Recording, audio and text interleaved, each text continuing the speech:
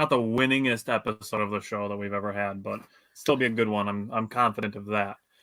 Yep. So we are back on another Wisco Fanatics Wednesday. We're starting off a little bit differently because May is Mental Health Awareness Month. This is the first Wednesday of May. And if you follow us on any social medias, you will have seen that we have instituted what we're calling the Wisco Fanatics Wednesday Gratitude Challenge. So every Wednesday, we are looking for something in Wisconsin sports and something in our personal lives to be grateful for. This is going to be part of Mental Health Awareness Month. And we have posts planned for every single day of May. So every single day this month, we're going to have something that is somehow related to not only sports, but also to life, to benefit the mental health of our followers, because that's what we're trying to do. And we're kicking it off with a gratitude challenge for today. So I'm going to go first. For me, with Wisconsin sports, one thing I'm grateful for is high expectations. I am grateful that we have the Packers that we expect to win, and the Bucks that we expect to win, and the Brewers that we expect to win, and two Badgers teams that we expect to win that we cover every week. That's seriously something to be grateful for. I can't picture being in a scenario where, a football team is excited to win 8 games and lose 9, and to have that be a step forward for your franchise and not a step backwards. Is that a shot? Is that a shot? Are you taking a shot at Detroit right now? Take away what you will. I think you just took a shot, bro. And as for personal life, I do have a very loving family that I do really appreciate, and I'm sure that will pop up as one of my gratitude challenge things for my personal life. But today, and this is going to tie into our special announcement, but I am grateful for the ladies at Mental Health America, for Tim Dillard, the Brewers' former pitcher, for being connected with him, for him connecting us with Katina Shaw from the Milwaukee Brewers. So I'm definitely thankful for Tim Dillard for connecting me with her, and then for her to be helping us with what is going to become our special announcement. And again, I know we've said it a couple times, but I'm super grateful for the ladies at Mental Health America, because they are helping us big time. And we will discuss that with our special announcement. So Jake, I'm going to let you go, and then we'll get into it. Yeah, so I was actually going to give a shout out to ladies at Mental Health America too. So I'm glad that you did. You're obviously smarter than me. If you've watched this show at all, people have caught on to that pretty quickly. In terms of Wisconsin sports, I got to be honest, man. I think that and this is why I get so upset when we read comments and stuff, I think that we got some spoiled babies here, but I am extremely thankful that we've got to see some of the greatest athletes of our time in any sport. I mean, Giannis, people are already freaking out. Bucks fans are already freaking out. We're in the middle of his prime. We're wasting his prime. Like, dude, his prime, your prime doesn't start till you're 28. Okay. It just started. He is 28. He's literally Kevin just Durant's starting 35 his prime. and still discussed as one of the best.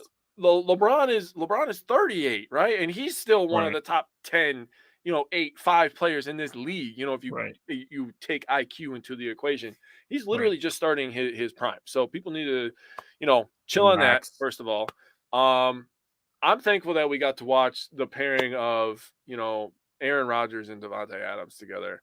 And I know that some Packers fans are a little salty right now because we've lost both of them, back-to-back off seasons, but literally being able to sit down on a Sunday and watch one of the greatest duos ever to play football together, for multiple years. Like, Davante and Aaron Rodgers were literally made for each other from the football gods. I've said this before. Rodgers has the quickest release I've ever seen. Davante gets open faster than anybody I've ever seen. They were literally made for each other from the football gods. So I'm thankful for that.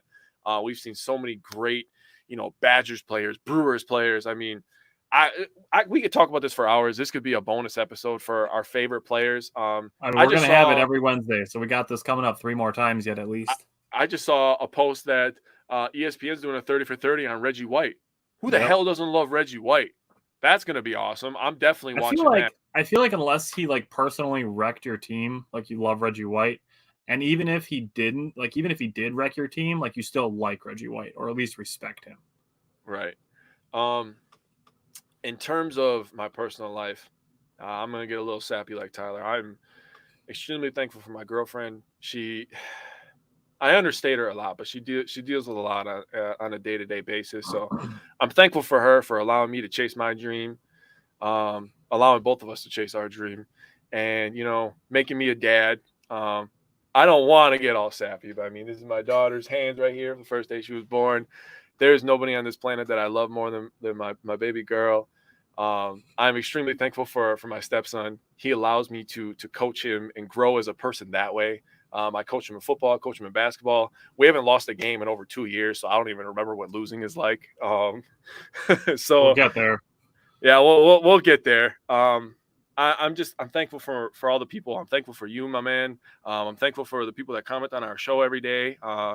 Truly, I am a very blessed person in a lot of ways, and I got a rock star life, man. It's just getting started. That's all I got to say. James popped in. He said he's grateful for his girlfriend, his dad, friends and family, and his therapist. That's for his personal. And we had this challenge issued out, and we're going to do this for the next 3 Wednesdays, the final Wednesday of May, because there's actually 5 Wednesdays in May. The last one is going to be a surprise until we get there, because I think that one's going to be a little tough for some people to handle. But hopefully at the end of 31 days, we'll have some good answers for that one. But we're just getting it started for Mental Health Month. So we're getting there. It's day 3. There's 28 days to go. We have posts planned for every single day. So for me to toss in the ladies from Mental Health America, that ties into our special announcement that we're going to do now. And Jake and I have the date finalized. It is May 22nd. That we are invited by the Milwaukee Brewers to American Family Field. We're going to be able to present ourselves as Wisco Fanatics with the ladies from Mental Health America, and we are there to basically present our show and what we're doing as part of Mental Health Awareness Month. We've been invited to American Family Field. We have the date. We don't have all the specific details yet, but we know that that's the day that we're going to be there. So if you want to show up for the Wisco Fanatics, May 22nd is the day to do it. And Taylor. You know what to do. Super excited for it. That we'll be in American Family Field as Wisco Fanatics, and it's super cool. We're really at a point where we're leveling up with what we're doing, and it's kind of like, I hate using the word surreal because it is, but like it feels generic to say, but it really does feel kind of crazy that basically a little over 2 years ago, we decided that, hey, we were going to take this in a more positive direction instead of just sports. And now we're actually being invited by one of the teams we talk about every week into American Family Field as Wisco Fanatics and not just attending as Brewers fans. So it's a very, very exciting experience that we have coming up in a few weeks. I'll say this. First of all, May 22nd is now known as well, Taylor, we're going to try. We're not there yet. Maybe. I'm not gonna rule anything out because we're pretty fucking awesome. I'll settle for throwing out the first pitch. Shit, bro. Shit. Charlie Barron style, dude. I'm going to say May 22nd is now known as Willie Adames / Wisco Fanatics Day for the Brewers. If we can make that a yearly ritual, I would definitely be on board. I'm up for it. You said that it's, you said your part, but what I'm going to say is I think that it's going to be kind of an out-of-body experience, and that's kind of generic to say too. But when we walk in there, bro, I'm literally going to be on cloud 9. Like, what is happening right now? But it's gonna be fantastic. I'm so excited for it, man. My work already gave me off. I talked to my HR lady, and I was like, listen, I'm going to need a day off in May, okay? She's like, why? I was like, just give me the day off. And she was like, oh, okay, cool. So I got May 22nd off, so we're good to go. All right, you should take that Tuesday too, just in case we get to stay late. Oh yeah, I got both off. My girlfriend's not happy about that, but she'll be okay. Taylor, when we get some more details, we'll definitely fill people in. But right now, we know that May 22nd is the day that we're going to be there. So, also, Tim, I know you're watching, and I would love to meet you there. Tyler got to meet you. I did not get to meet you. Yeah, I would love to get to meet you, Tim. Taylor, I would love to get to meet you. Josh, I don't want to meet you. I already know you. So there's me going back to old Jake. See you at Thanksgiving. Yeah. James, despite being a Celtics and Red Sox fan, is also a Titans and a Saints fan. He's in Tennessee. He's a Predators fan who are affiliated with the Milwaukee Admirals, and they extended their affiliation. So other than that, he doesn't do Wisconsin sports. But hey, we appreciate you still watch the show, even though you're not super tied to any of our teams. He comes here. What's up, Bill? Bill, if you didn't catch the special announcement, get some Brewers tickets for May 22nd. Yes, Jake and I are going to be there. Would love to meet you as well. That would be fantastic. Let's just get all of our OGs together. We'll take a big giant photo. We'll post it on the page, man. That'd be awesome. That would be amazing. That would be awesome. All right. So Jake and I, we purport ourselves as advocates for positivity and optimism. Mm-hmm. And it's tough. And this presents not only a difficult situation, but also a very, very unique opportunity for us to talk through a scenario of missed expectations. Mm-hmm. That's ultimately what we're dealing with. You know, we all watched Game 5 of the Bucks. We know that the Bucks had a double-digit lead, lost it, missed tons of free throws, ended up losing in overtime. Jake and I don't want to focus on the recap aspect as much. I mean, there's whatever has been said is already been said. You know, we can bring up the runs, the free throws, whatever, the decision-making, coaching, the fact that Budenholzer's brother died. Like, we can talk about all that stuff, and we will get to those things. It's probably going to be more of an off-season thing, though, when we discuss what we think we should be doing going forward. Yep. But what we really want to discuss is not only the fan base aspect of it, but also some of the things with the series.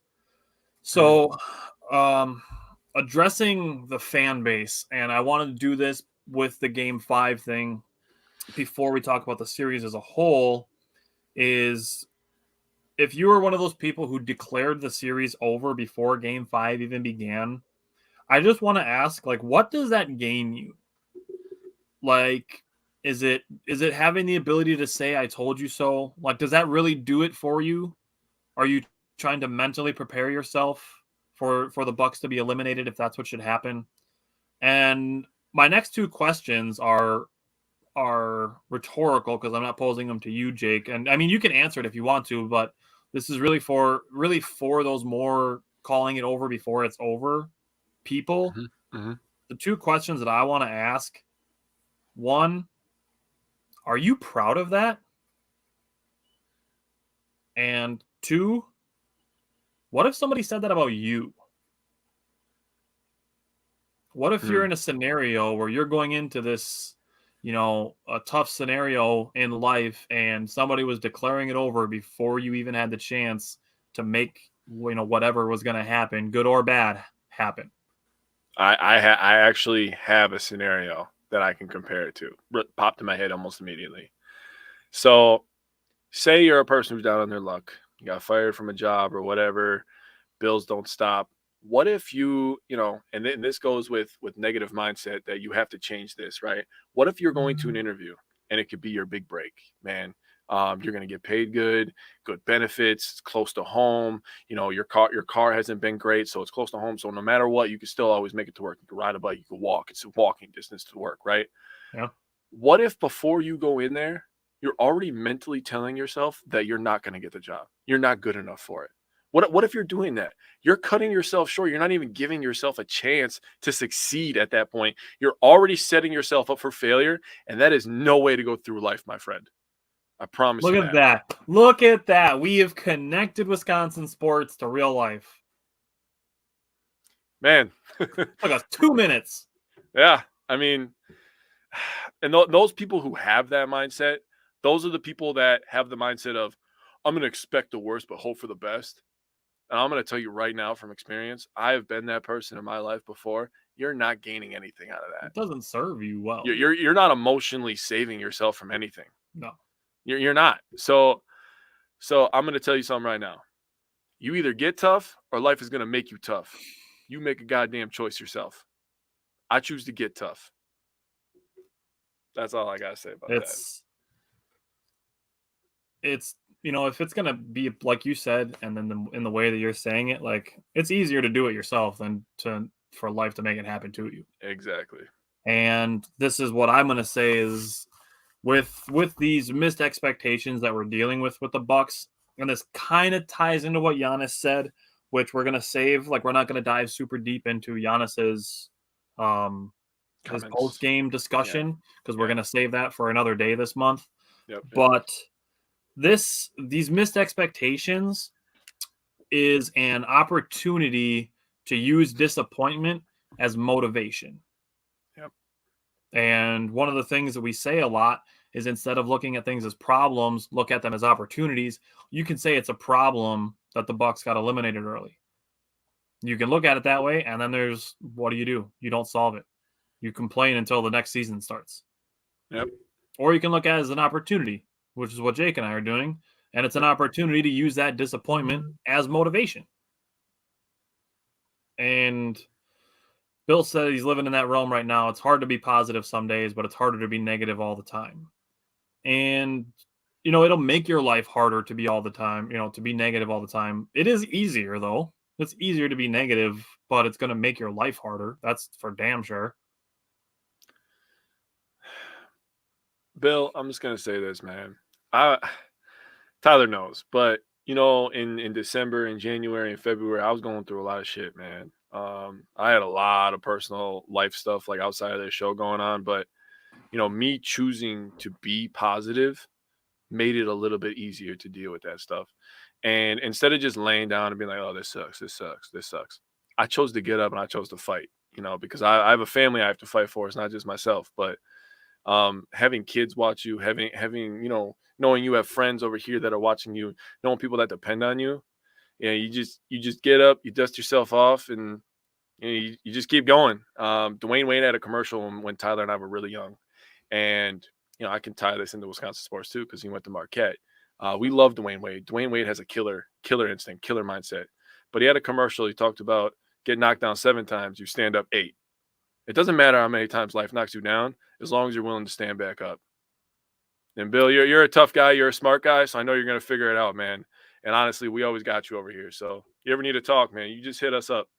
This is another parallel that works really well for sports and life is that dealing with the disappointment of losing, whether it be not getting a job or your favorite basketball team getting knocked out of the playoffs early, is that losing makes you appreciate winning. So before, when I mentioned being grateful for high expectations and talking about an 8-win season, one team's looking at it as a disappointment. The other one's looking at it as a building block. Think about that. In the same scenario. It's the example of 2 people, each with their hand in a bucket of water. One has their hand in a bucket of hot water. One has their bucket in a hand of cold water. And then they both put their hands in a bucket of lukewarm water, room temperature water. One feels it as scalding hot. The other one feels it as freezing cold. It's all about your perception. But you need it. You need the perception. So that losing makes you appreciate winning is a true thing, and you can use it for life or for sports. Now, I want to bring up some things about the team, and this is really more, I guess I should have bannered this one as series questions, and it's more so just observations, looking at differences between the regular season and the playoffs, just some statistics, and looking at I have 2, 4, 6. I have 8. I have 8 of them. So some of them are good. Some of them are really bad. And I'm not going to point blame at any of them just because it doesn't pay. It pays no benefit to anybody to sit and play the blame game. So I'm just pointing out observations, and these obviously will be opportunities to improve. So Giannis points per game, regular season 31.1, playoffs 23.3. I do think the injury was a factor, and he had the shortened game 1, so that does also count as a factor. James said, what's funny is going through losing does actually help you manage when to win. I was 12 when the Saints won the Super Bowl, but seeing how happy my older sister was, who has about 6 years on me, was amazing, and I can imagine how it was for the older fans to finally see it happen. I mean, I don't want to go through like a 108-year drought like the Cubs did, but I mean, going through some losing seasons does make you appreciate when you have the championship seasons or the great seasons. True. That you exceed expectations. So, Chris Middleton, points per game, 15.1 in the regular season, 23.8 in the playoffs, 4.2 rebounds a game in the regular season, 4.9 in the postseason, and then 6.4 rebounds in the regular season, 6.2 assists. Nope, sorry, I read that wrong. 6.4 in the regular season, 6.2 assists in the playoffs.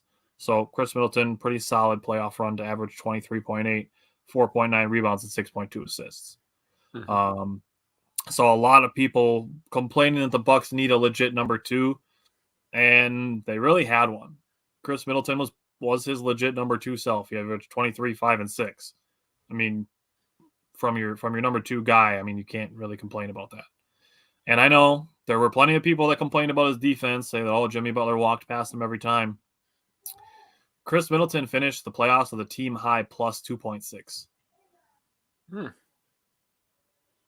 So if you're still on the bash Chris Middleton train, I mean, the facts just don't agree with you.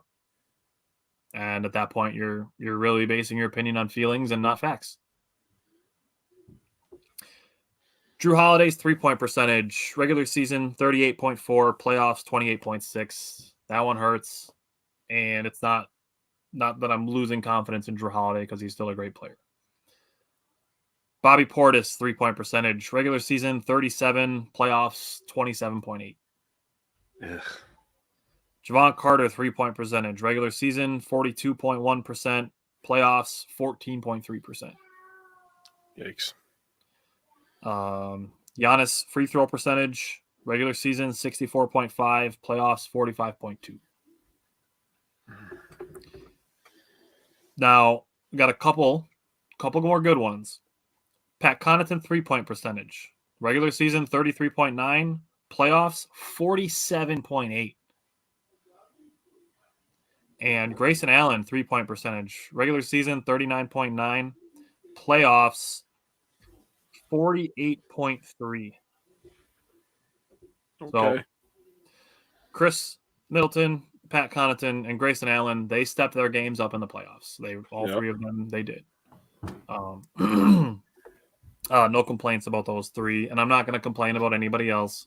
I'm still going to frame it as opportunity to improve. And we've seen Giannis talk about it, that it's building blocks. So Giannis is probably already back to work, getting ready for next season. Nope, he wants to leave Milwaukee. He wants to go to a big market. Didn't you hear the rumor? Yeah, I'm sure it was a really reputable source. And believes. Yeah. Until Giannis says it, I don't believe it. Agreed. Anyways, Josh asked, is Allen returning next season or is he a free agent? He is a free agent. As is Brook Lopez, and Javon Carter can be. Wesley Matthews is a free agent. Thanasis is a free agent. That won't last long. I know, right? He'll be back on the veteran minimum soon. Supposedly, Coach Bud said, we're not here for speculation. That's why we don't post speculation on the page, because we're not here for it. Yeah.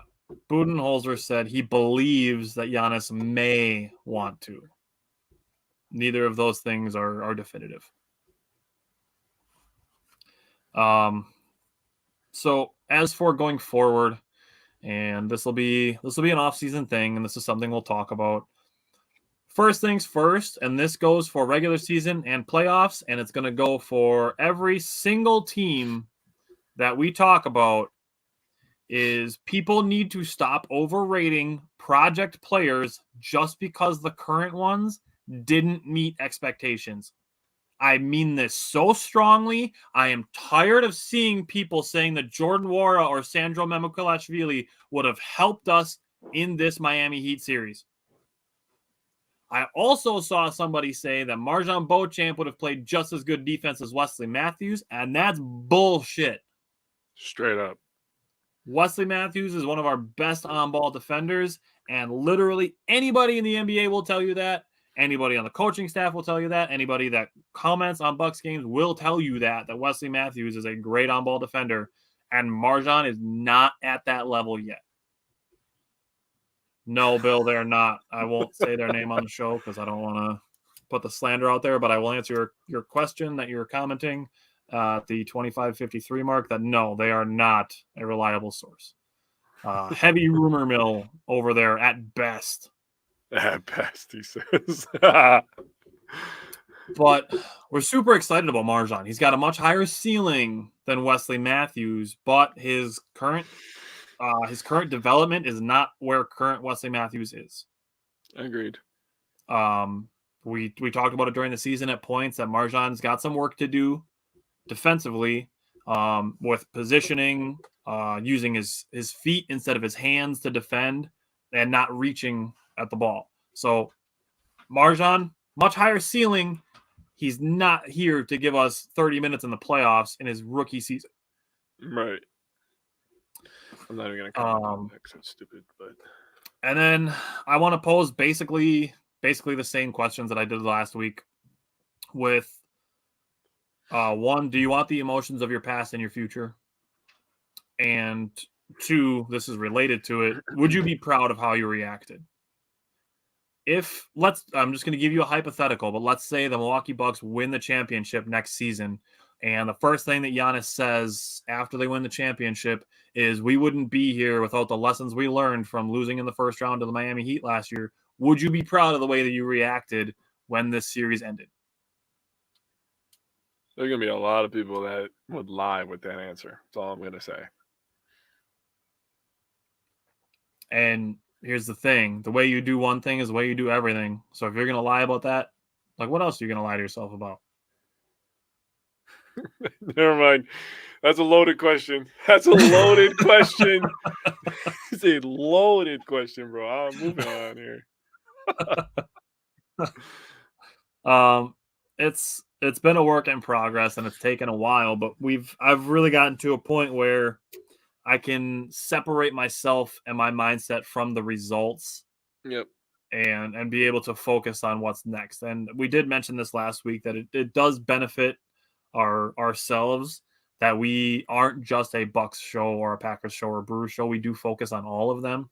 Mm-hmm. So, the Bucks season ended, and now Brewers move into the forefront. I won't lie. It definitely helped, I think, both of us mentally to go straight from a disappointment to right to the NFL draft. Right to the draft. Because that's an exciting time, unknowns and all that. So, yeah. I feel that the draft itself is really just a time of optimism, because you're like, all right, if all these players pan out, we can build this, we can build that. Right. It's a time of building optimism, growth mindset. Imagine if we had that mindset all the time. Be a much better world to live in. That's all I know. that would be awesome. Josh said I was bummed when they lost, but I knew the Heat wouldn't be easy. Always a question team. Never know what you'll get. And I know I was sent screenshots of somebody saying that Erik Spoelstra is not a good coach. Man, Erik Spoelstra, I said it confidently that I would feel, without even thinking about it, putting him as a top 5 coach. He's probably a top 3 coach in the NBA. Oh, easily. And I'll throw this out there. On the surface, Nick Nurse looks like a good option to replace Budenholzer, but he has almost the exact same resume, just not as long. Yep, I agree. I'm going to dive into it deeper, but it's on the surface. It's not a perfect swap. Taylor said, I'd say I'm proud of how I reacted, especially from the help from y'all after that show before Game 5. We got real last week. We we got deep last week talking about going into Game 5. Josh said when you shoot 50% from 3 in a series, chances are you aren't going to get booted. And it wasn't even just that the Bucks weren't playing good defense. It's like the Miami was just unconscious making contested threes. Yeah. Bill said I get a kick out of the talking heads that grade the teams and how they got drafted. I know a guy that wanted to do draft grades, but we decided to do takeaways instead. Hi, sorry, Jake. That's grading is just such a subjective thing that we'd rather look at the potential takeaways and the potential fit of players. I saw somebody bring up the Seahawks 2012 draft where they picked Bruce Irvin, Bobby Wagner, and Russell Wilson, and people were giving them draft Fs. It was Bleacher Report gave them Fs on all 3 picks. And it's like, oh yeah, that team just casually won a Super Bowl, no big deal.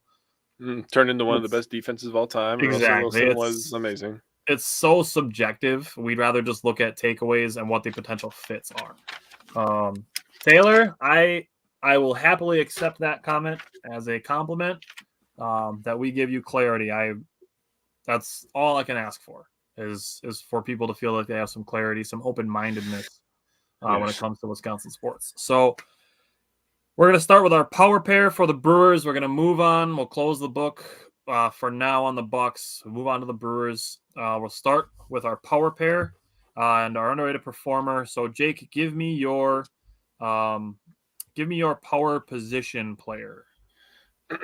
So this was tough. I had to go with kind of a feel pick, but I went with Contreras.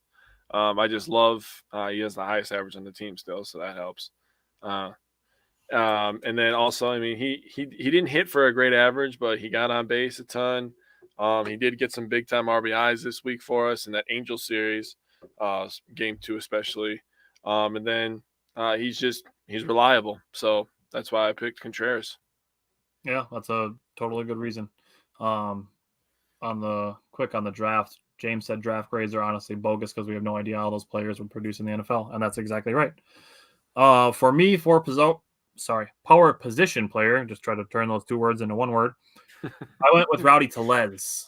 In the 3 games that he played out of the 4, he was 5 for 11, had 2 doubles, 2 RBI, 0 strikeouts. And a baby. He was hitting the cover off the ball. That was the big swing for me, was that Rowdy Tellez in his last 12 at bats because he did draw a walk, had 0 strikeouts. I like that. That was a good thing for me. Who was your pitcher? I picked Freddie. And I know this is kind of cheating because we already talked about his start last week versus the Tigers, but I just combined both of them together. He's been tremendous. 12 innings pitched, 12 hits, 3 walks, which isn't great. He had all 3 last night. He only gave up 4 runs total and hit 18 strikeouts, man. His stuff has been electric. It has been nasty. He's hitting 96. His curveball looks disgusting. He's got the whole repertoire working for him right now. I really wanted to say repertoire, man. You got to work on it a little bit, but it's not bad. No. I wanted to say it just like that. It just felt right. I went with Joel Payamps. He's a guy gave up 2 runs in an outing about 2 weeks ago. People complained about him, and since then, all he's done is shut everything down.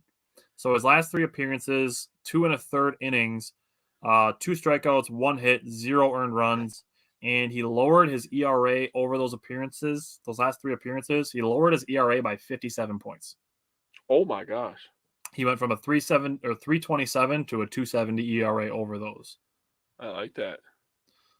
Josh asked how long has Freddie been on the Brewers. I feel like that dude's been on the team since the Brave days. He's been here since 2018. Yeah, so the Brave days. He made his debut in the same place that he pitched last night. So, oh, there you go. Fun fact. Yeah. All right, so let's start with the Angels series. What stood out to you from Brewers Angels game 1? All right, hang on. Let me turn back here. So Brewers Angels game 1. Here we go. Wade Miley, another Wade Miley fucking masterclass, dude. We talked about this guy all last week. Yeah, he gave up 7 hits, but he had 0 walks, gave up only 1 earned run, and he just gets people out, like point blank, period. Mm-hmm. Again, Joel Payamps, he was tremendous in this game. Strzelecki was tremendous.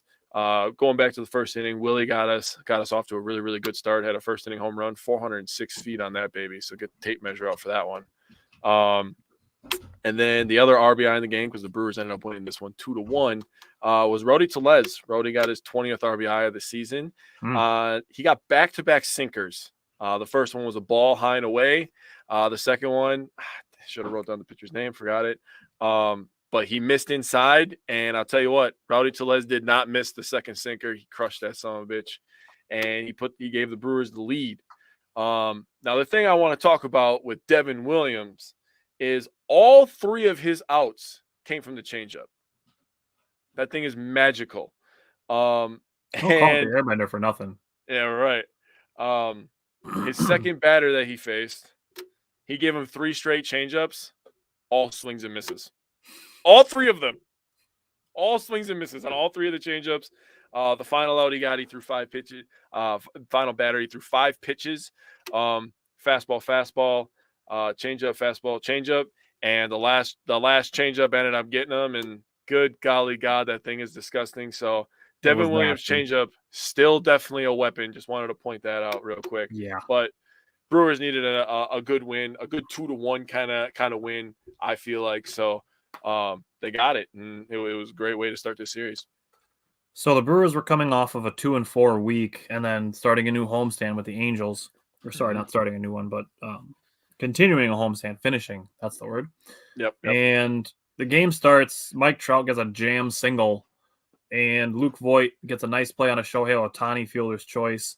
Almost had the double play. The bad relay throw by Willie Adames allowed him to advance to second base, but Wade Miley got out of it with a fly ball. And then, like Jake said, in the bottom of the first inning, Willie Adames made up for the error with a no-doubt home run. One of those where you just see it go off the bat and you're like, yep, that's gone. Yeah. And then you just got to watch it fly.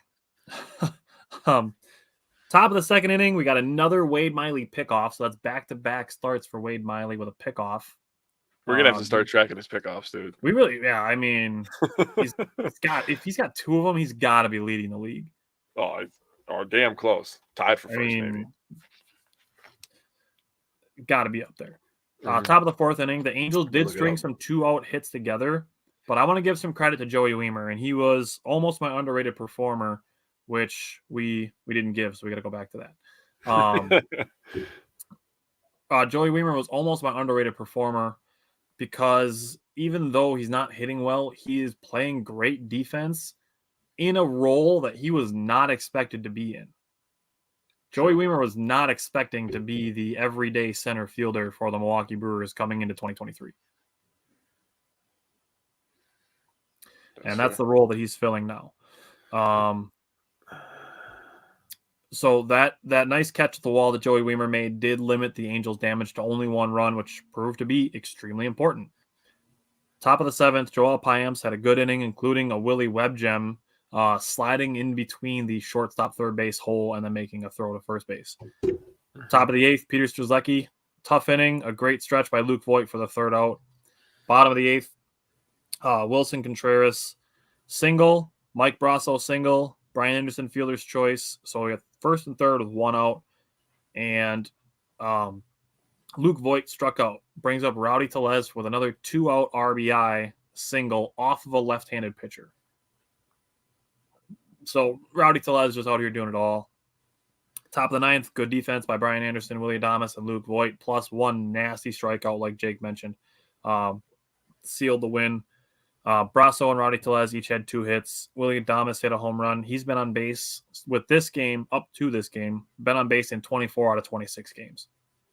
That's a lot. That's a lot. Wade Miley, 6 innings, 7 hits, did only give up the 1 run, like Jake said, and 2 strikeouts, and then turned it over to the bullpen. Joel Payamps, Peter Strzelecki, Devin Williams. 3 innings, 2 hits, no runs. W. So I'm going to jump back to this real quick. Who was your underrated performer for this week? I picked Owen Miller. I feel like he was good defensively, gave some good at bats. Again, I pointed out Contreras in that second game that we're going to talk about now. He was really good. He had 2 runs and a walk in that game. He's a good utility player off the bench for the Brewers, and I wanted to give him some love. And a Wisconsin native for that, so.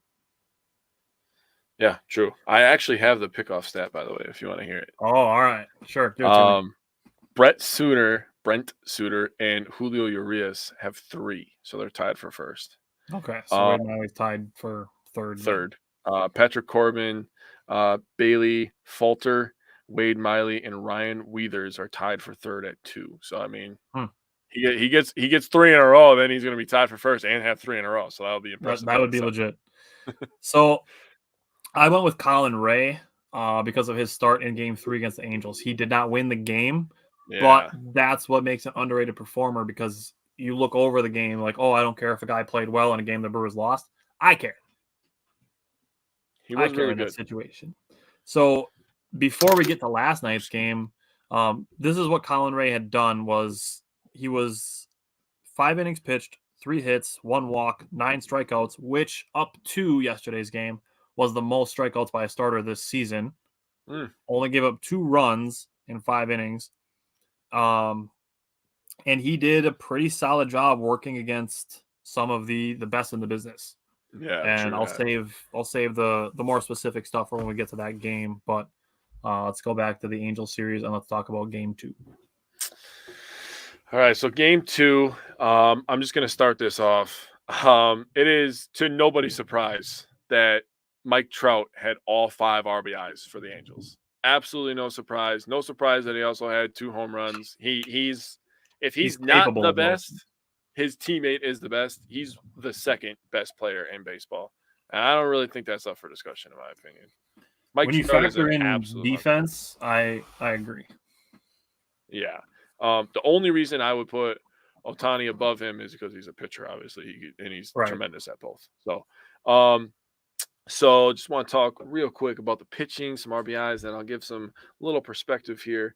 Burns, pretty solid start, 6 innings pitched, 5 hits, only 1 walk, only the 1 earned run, and 5 Ks. I will say Burns did a very nice job. He didn't get a lot of run support last year, so I want to give him a little bit of credit for being able to adjust and sit in the bullpen the dugout. Sorry about that. Baseball words getting mixed up here.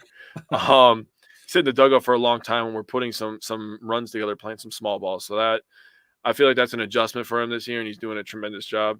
I got really big on the swings and misses this week. He had 15 swings and misses, 7 of them on the cutter. So I mean, the cutter was tight. The cutter was tight. Yeah.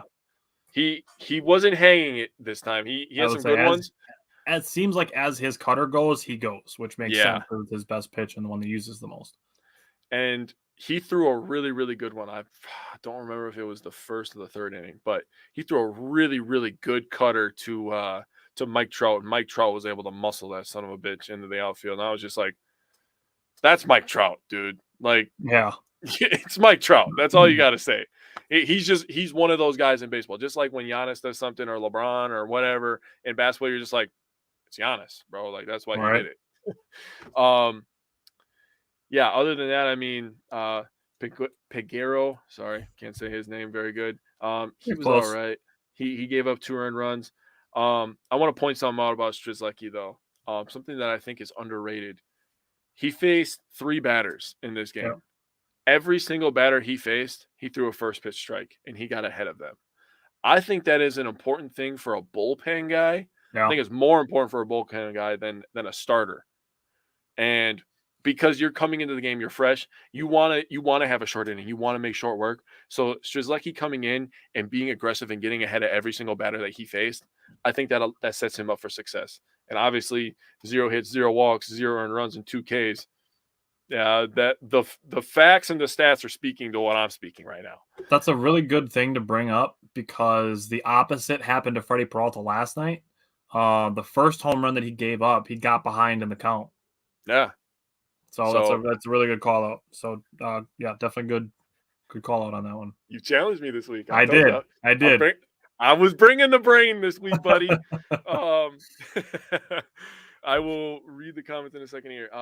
Brees Wilson, he got roughed up a little bit, but again, it's Mike Trout, so it happens. Williams comes in, shuts that shit down. Now to the RBIs. Winker had 2 of them.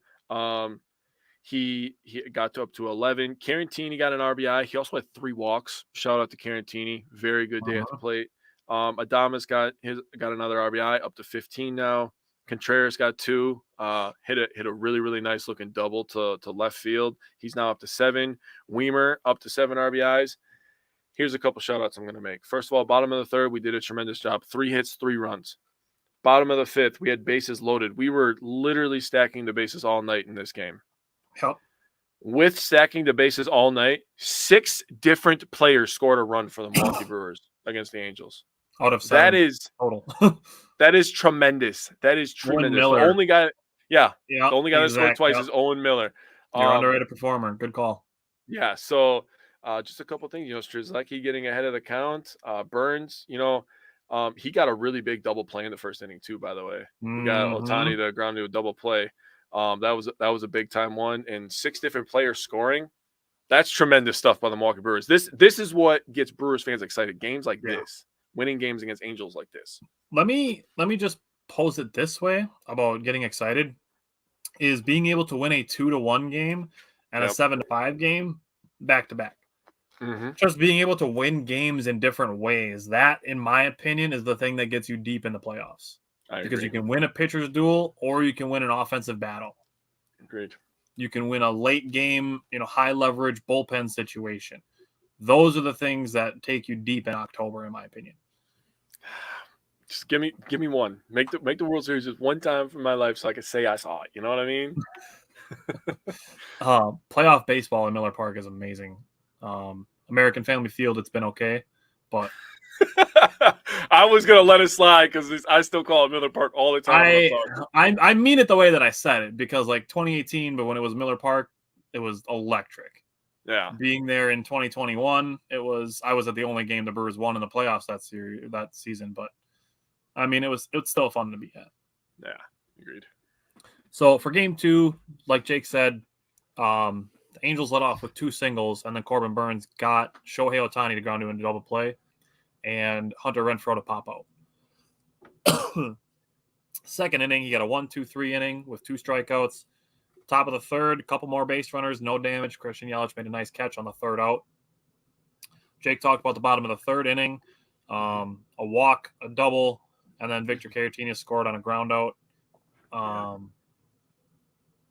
And then Wilson. It's not going to be the last time it happens. Sorry. No, it's not. William Contreras hit a double, and the Brewers were up 3-0.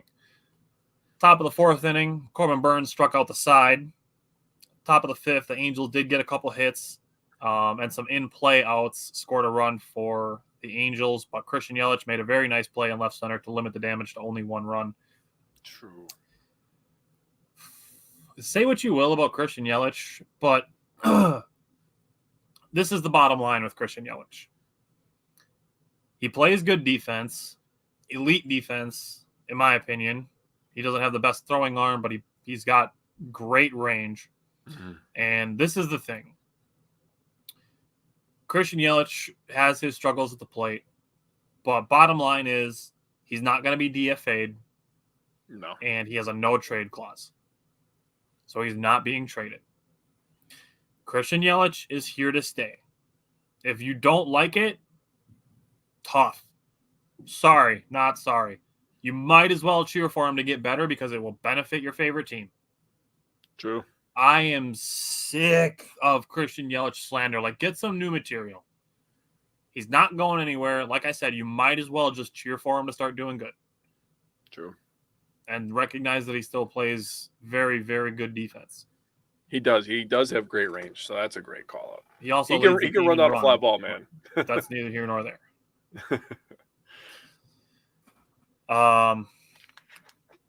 Jake mentioned the bottom of the 5th inning getting some more run support. 6th inning, top of the 6th, another 1-2-3.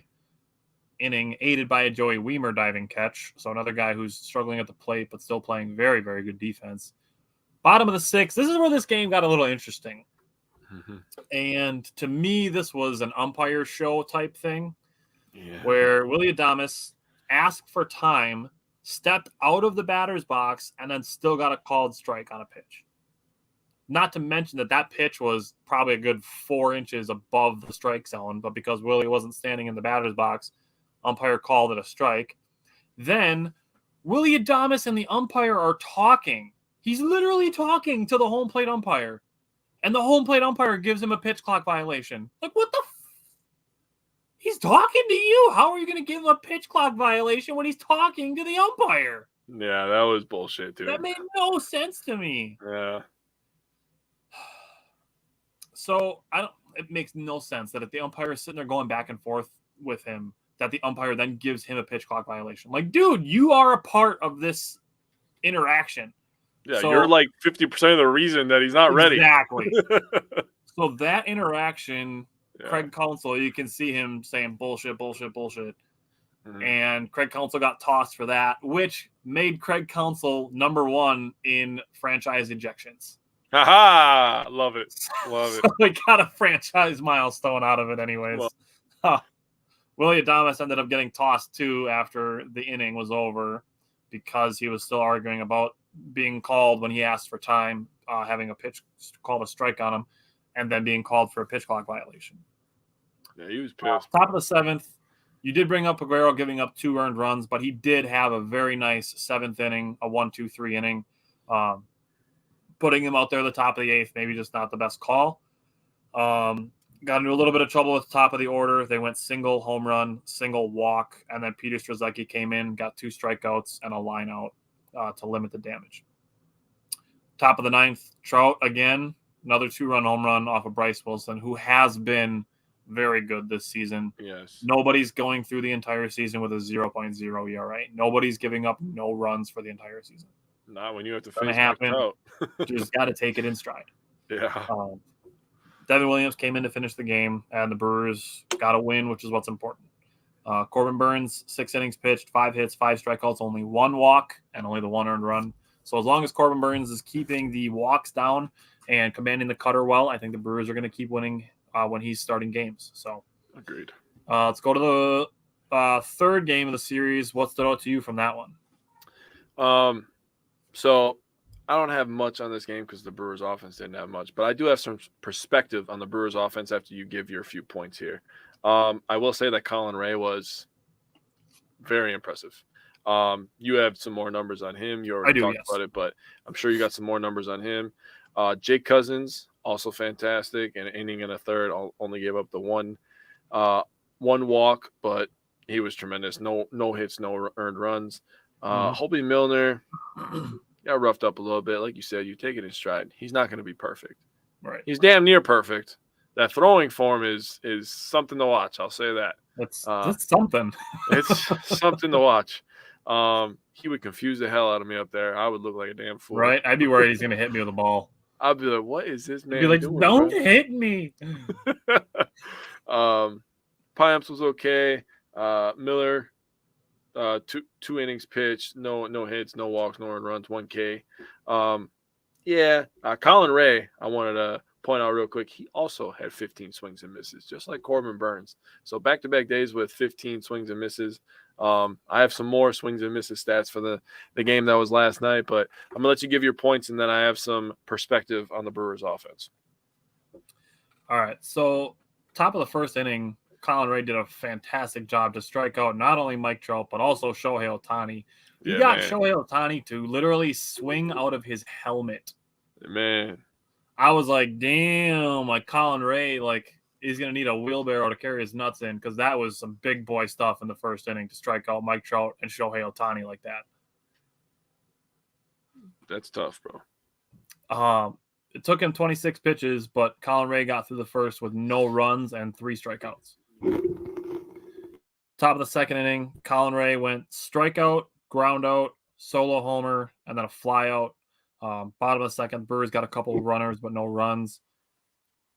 Top of the 3rd, Colin Ray, another great job to strike out Mike Trout. Shohei Ohtani got some revenge on him with another solo home run. So both of those solo home runs came with 2 outs. Yep. Kind of a tough spot to be in, but through 4 innings, Colin Ray had struck out 8 batters. That is a new career high for him.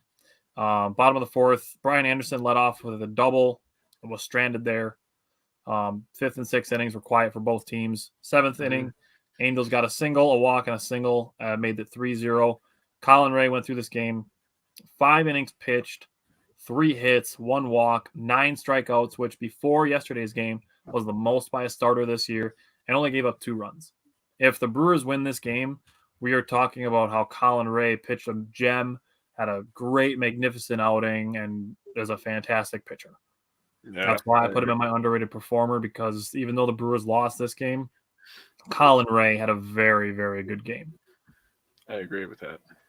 One that was deserving of a win, just didn't come down for him. You mentioned Cousins and Tyson Miller, who made his debut for the Brewers. I'll let you give your couple perspectives with the Brewers, and then I want to give a couple statistics about April before we get into the Rockies game. Okay, so the Brewers last year, people are complaining about the batting average and the runs and all this stuff, right? So last year the Brewers averaged 4.48 runs per game. That is the 23rd consecutive season under 5 runs per game. The last time they were over 5 runs per game was 1999. That's surprising that none of the 2008 to 2011 teams did it. Right? This year, this is after the Angels series. They're averaging 4.75 runs per game. So, or 5.7, sorry. So, I mean, they're close. They're itching up there. Once the home run numbers get up there, and the thing about the home run numbers, this is part of the perspective. 25 or 33 home runs so far this year are solo shots. Oof. Yeah. So, averaging 4.5 runs per game, and and 25 of the 33 home runs are solo shots. That's kind of a positive takeaway for me, because that's telling me that eventually this thing's just going to pop off. Yeah, and I'm expecting William Contreras to start hitting some more home runs too. And he hit 24 last year. I don't think a lid's gonna stay on him forever. Yeah, and Winker's the kind of guy, in my opinion, that could just get hot for a few weeks, and Yelly could get hot for a few weeks, and let's say Weimer can get in there. Weimer, Tellez, obviously, we know can all of a sudden go on a 2-week tear where he's hitting a bunch of home runs. And I mean, that's just the positive perspective that I'm taking away from this. Willie Adames' next home run is going to be his 100th career homer. Think about that, right? So, and then also, we want to talk about runners in scoring position. That's a big topic. Tyler brought something up before the show that I was like, this is why we needed to have more conversations, because I could have got that too. But runners in scoring position, the average and the strikeouts, and with runners in scoring position. Last year we were 20th in both of those. So this year we're 12th best in average. So I mean, you're above the median line, right? You're above the middle. You're top half. You're positive, right? And then the 6th fewest strikeouts with runners in scoring position. So they're being more patient. They're getting more hits. And you take all this stuff together, you could really, really tell yourself that this Brewers offense has a ton of potential, and it's gonna explode at some point. And I'm really, really, really excited for it. Yeah, Taylor said he's waiting for Winker to pop, and that he loves the small ball play so far this year. And Winker's a guy who can bring power to the lineup. I'm just loving seeing him putting the ball in play constantly. That's something that I noticed with Rowdy Tellez over the last week without the 0 strikeouts. And as for small ball, I like that the Brewers are manufacturing runs without sacrificing outs. Yeah. Because I made this point 169 times last year that bunting does not benefit you. Your opponent wants you to bunt because you are giving them free outs. That's fair. So to manufacture runs by walking, stolen bases, just putting the ball in play, opposite field hits. Jesse Winker's been doing with that. William Contreras has been fantastic putting the ball into the opposite field. Christian Yelich, despite having a lower batting average, does also use the opposite field well. That's the type of stuff that sticks out to me with small ball. For the month of April, the Brewers finished 18-10. That's third in the National League. And that's with Brandon Woodruff, Garrett Mitchell, Luis Urias, Tyrone Taylor, Aaron Ashby, Gus Varland, Adrian Hauser, all of those guys missing from the lineup. That's a few. Yeah. And then Taylor said both catchers have been fantastic. Taylor, I wrote an article about it. The Brewers catching lab is at it again with William Contreras. Like, my bold prediction was that he was going to go from 48th to top 24, and he's literally number 2 in pitch framing. So William Contreras has been absolutely fantastic. Victor Caratini's been good, not great. But as far as a backup catcher go, you could do a lot worse than Victor Caratini. Bill, have a good night, and we'll be here. And then for the Brewers defense. So for the month of April, the Brewers had 26 defensive runs saved. That led Major League Baseball in the month of April. So the Brewers had the best defense in the month of April. Damn. I actually kind of expected that because we play some really goddamn good defense, dude. Mm-hmm. Bryce Terang is a part of that. So another guy who's struggled at the plate a little bit, but is bringing elite defense. So I'm assuming you're looking up to answer. I am. You can keep going. I'm almost there. I'm ready to start with the Rockies. Where the Brewers are hitting 241, which is 20th, but honestly, they're literally 5 points away from being top 15. So I mean, need a little bit more sample to spread the. Yeah, if they can get 5 to 8 more, they'll be top half of the league. So I mean, they're getting there. Yeah, Taylor Weimer is at the top of that list. Weimer, Yelich, and Terang are 3 guys who, despite not hitting well, are still playing very elite defense. I agree. So looking at last night's game, we got Tyrone Taylor back. He made a great play in right field on a catch him out, throw him out at home play that kept that game in reach for the Brewers. But top of the first inning, Rowdy Tellez had another double. He's been super hot lately. Freddie Peralta is back where it all started. The Brewers hit celebration now is doing the 2 slaps on the thighs and then the Purple Cobras hiss. So they've taken their hit celebration straight out of Dodgeball. I love it. It's awesome. It's because Dodgeball 2 has been announced, dude. That's why. Oh, my God. I can't wait. Oh.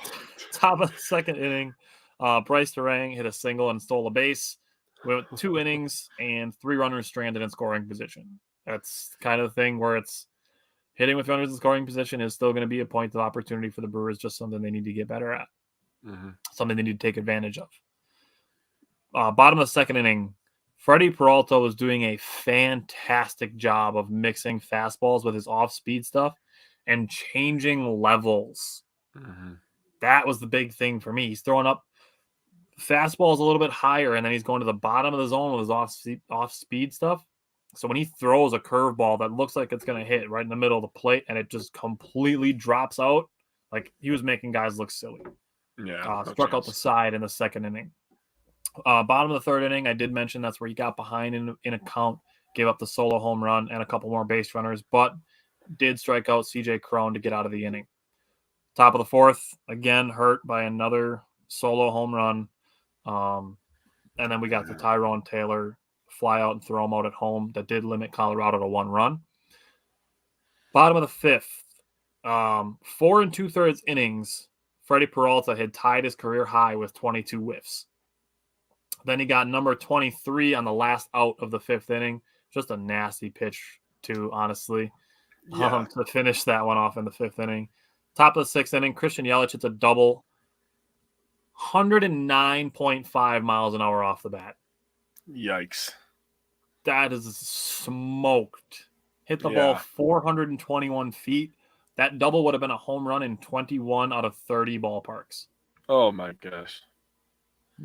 That's 70% of ballparks that's a home run. Brewers were in business after Jesse Winker drew a walk.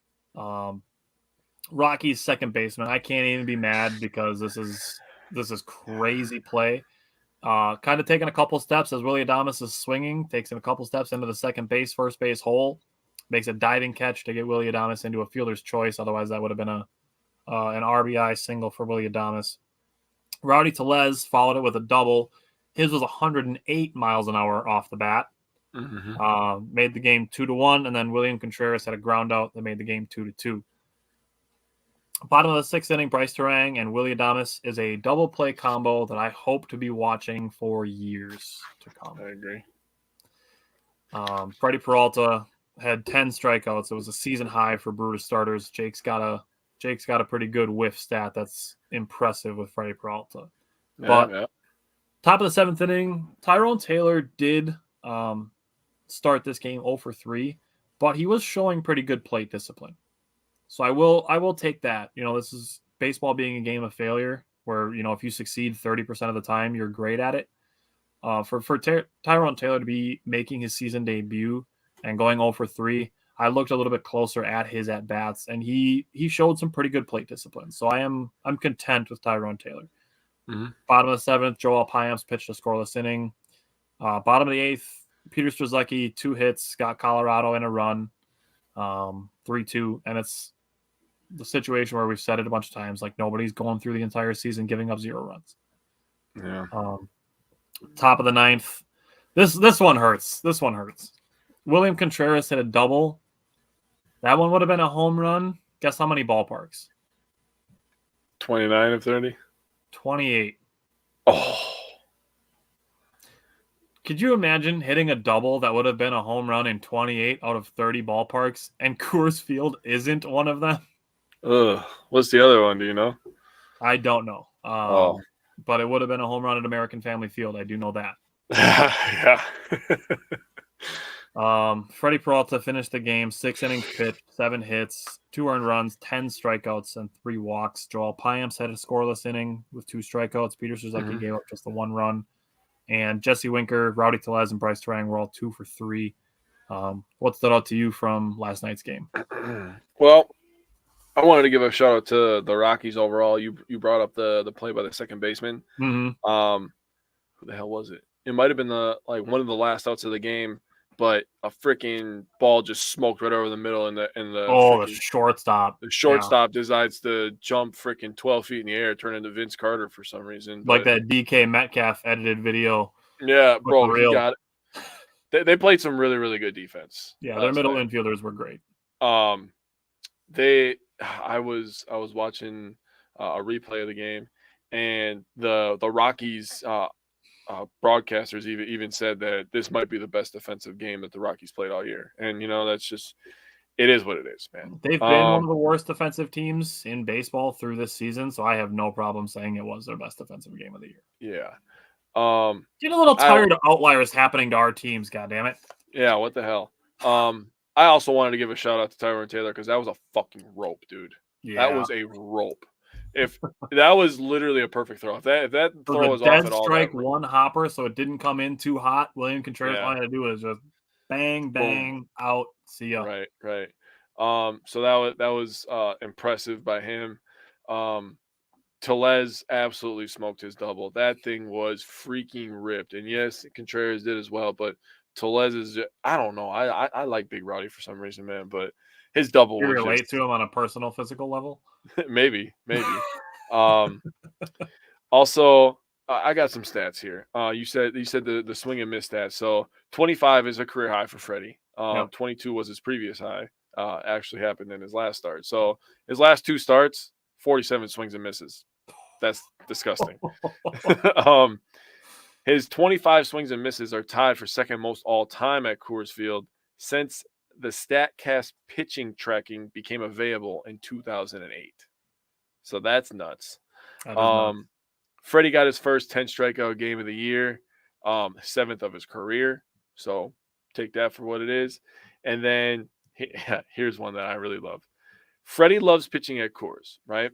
He's only the second opposing player to have multiple 10-plus strikeout games. The other player, Randy Johnson, who did it 3 times. Freddie's only pitched there twice. Yeah, I know. Think about that. Randy Johnson played in that division. Yeah, so he's had 2 starts there, both from 10-plus strikeouts. Wow. We should just always start him at Coors Field. Yeah. Let's just let's just play at Coors Field all the rest of the season. Yeah, I mean, every Freddie Peralta start has been moved to Coors Field. Works for me. And no doubles allowed. No doubles allowed. Yeah, all the Brewers doubles have to convert into home runs. So, looking at what's next for the Brewers, we got 2 more against the Rockies, 3 against San Francisco in San Francisco, and then 3 at home against the Dodgers. That is the first of 2 homestands for the Brewers. We will be at the game on May 22nd in the second homestand. That is the series opener against the Astros. We have 2 more shows between now and then. But next week, we're going to have a lot more Brewers games to talk about. Only 4 this week, but we will have 8 next week. So doubling the amount of Brewer games we have. A lot of Brewers talk coming next week. They play a lot of games. 8 games, 2 against the Rockies, 3 against the Giants, and 3 against the Dodgers. I'm going to... 2 and 1. I'm going to go with 5 and 3. I'm just going to look for the Brewers to win series. That's really what I'm going to look for. I expect the Brewers to win the 2 against the Rockies, take 2 out of 3 against the Giants, 2 out of 3 against the Dodgers, and let's get a 5 and 3 week between today and next Wednesday. I am also going to go with a 5 and 3. I'm thinking the same thing. They're going to win the next 2. If you're going to be a really good team, you have to beat the teams that you're supposed to beat. In 2021, when the Brewers won 96 games, they were tremendous against teams under 500. They won like 63 or 64 games that year against teams under 500, beat the hell out of the people you're supposed to beat. Yep. Last year, they were only 10 games above 500. They were 10 games better than 500 against teams under 500. They were 54 and 44. So if you want to be a really good team, you've got to beat the teams that you're supposed to beat. So far this year, after last night, they're 6 and 4. So let's get that to 7 and 4 tonight. Get it to 8 and 4. Let's beat up on the people that you're supposed to beat, right? And then we'll take care of the rest after that. So I expect that to happen. I expect them to take 2 out of 3 from the Giants and probably drop 1 to the Dodgers because it's they want to ruin one of my days next week. I never want them to lose to the Dodgers. Yeah, it'll be one of those scenarios where like the Brewers will line up against Julio Urias. Yeah, he was just a stud pitcher, and I wish he was on anybody but the Dodgers. I agree. And that'll be that'll be the game the Brewers lose 2-1 after winning the first one 7-0 and then 6-3. Right, in the first 2 games of the series. Right. But yeah, Taylor, if you can make it, we'd love to see you out there. Yes, sir. Taylor said the 22nd is right after work, so he should be able to make it. That is a 6:40 time. We didn't say that at all, but so that'll be 6:40 on the 22nd, and Jake and I will be there as early as we possibly can get in there. Yep. Agreed. So we can hopefully put out a bunch of content while we're in American Family Field. It's a very exciting time for us to be able to do something like this. So we're really looking forward to it. Yes, sir. Blessed. Yes, and we are going to be doing a full draft recap. That's going to be May 19th. So not this Friday, not the following Friday, but the Friday after that. That's when we're going to do our full draft recap, and then we'll definitely have some more shows Packer related with Simon and Bryant planned for this summer. Maybe just Simon. Maybe just Simon. We'll see. We got to make sure his Canadian internet's going to hold up. Love it. All right. If you don't have anything else, I don't have anything else. I have nothing else, man. Go Brewers. All right. Yeah, let's go Brewers. And keep an eye on the Wisco Fanatics page this month. We have posts for Mental Health Awareness Month coming every single day. So keep an eye out for that. He is in Alaska, Taylor. I'm still just enjoying making fun of the Canadian internet. Who's going to call him Canadian? Might as well be. If we get called Canadian for being in Wisconsin, we can call him Canadian for being in Alaska. Bro, he's definitely more Canadian in Alaska. That's totally no contest. Definitely more Canadian. All right. We'll see you next week. A lot more Brewers to talk about next week. All good, Greg. We'll see you next week. You can always watch it. Yes, sir. Borrow Canada internet.